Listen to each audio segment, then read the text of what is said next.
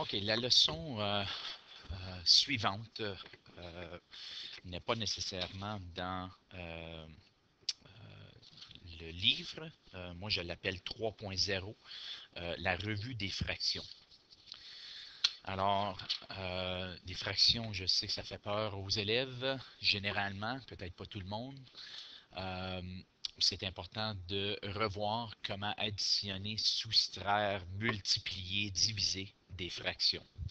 Alors ici, on a une addition 2 tiers plus 1 tiers.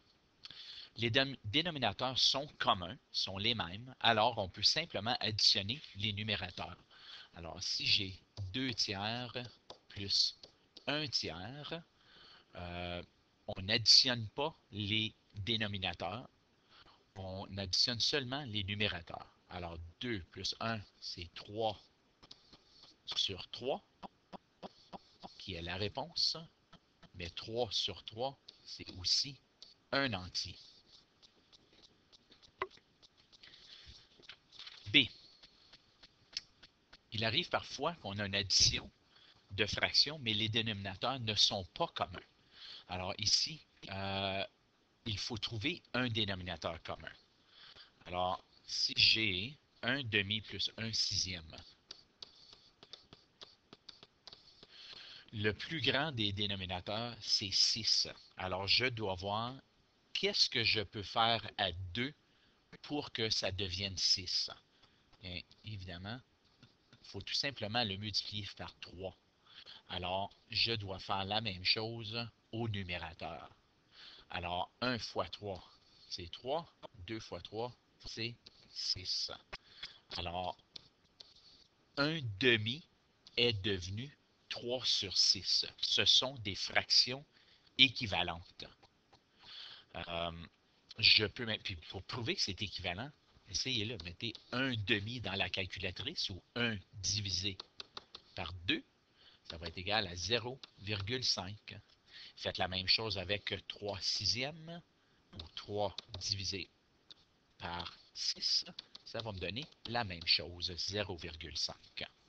Okay?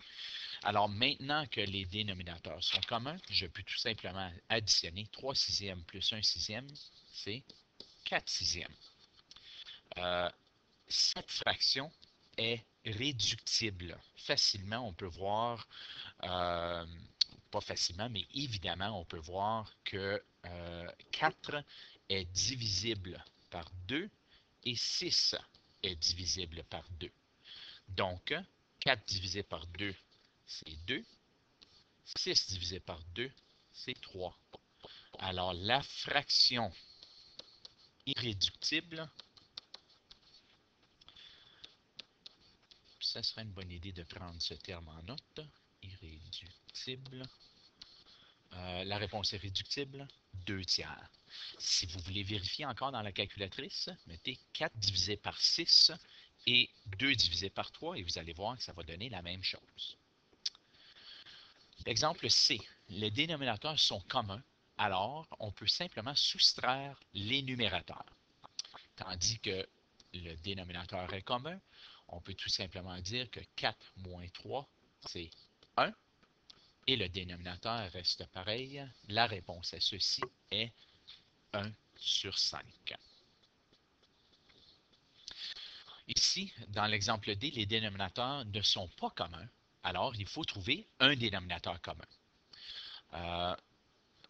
C'est impossible de multiplier 3 fois un entier pour que ça me donne 4.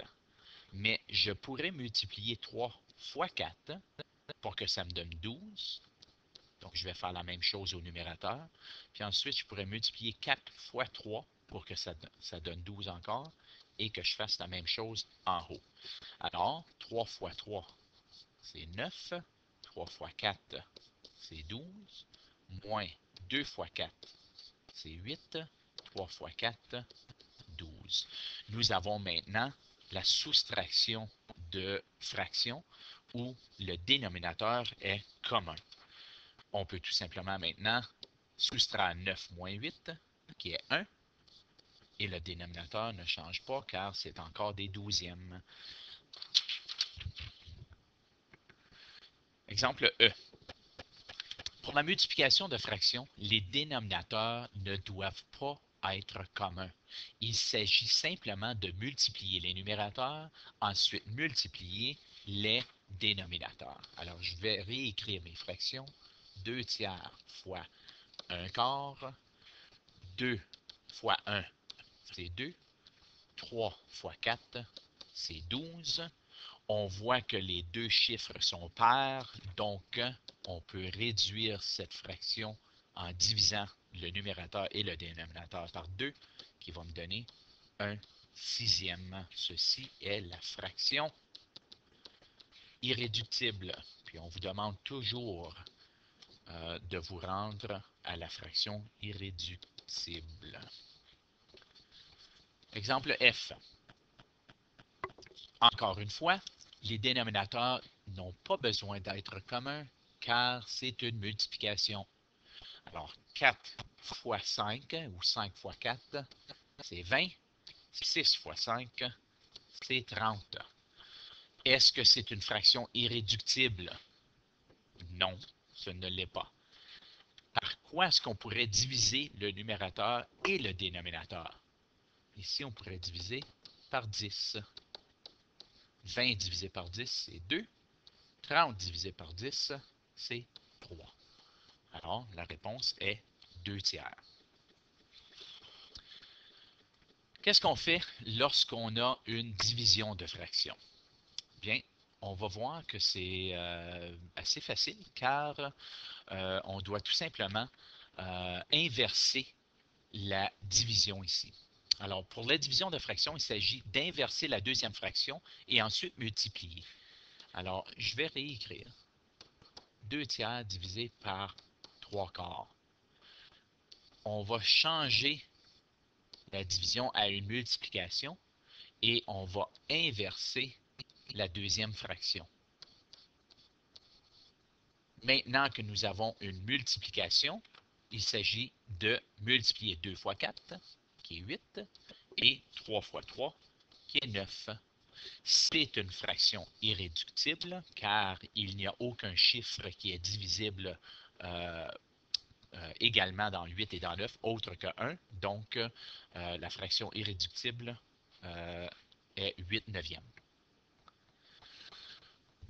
Ici, petit astérix, pour trouver le plus grand facteur commun de 24 et 40, il s'agit de trouver les facteurs des deux chiffres. Les facteurs de 20 sont 1 et 24, donc 1 fois 24,